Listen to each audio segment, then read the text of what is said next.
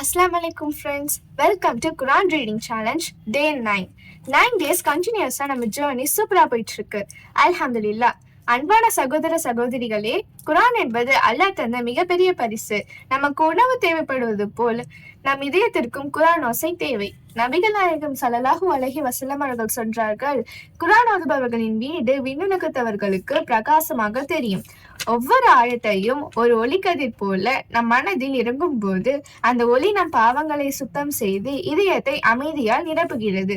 இன்றைய உலகம் முழுக்க ஓட்டம், அழுத்தம், கவலைகள் நிறைந்ததாய் இருக்கலாம். ஆனால் தினமும் குரான் ஓதினால் அல்லாஹ் நம் மனதை தணிக்கையும் நம்பிக்கையும் கொண்டு நிரப்புவார். எனவே சகோதரர்களே, தினமும் ஒரு சிறு பகுதியாவது குரான் ஓதி இந்த ஒளியையும் அருளையும் நம் வாழ்க்கையில் பெற்றுக்கொள்வோம். அல்லாஹ் நமக்கு அதற்கான சக்தி தருவானாக. ஆமீன்.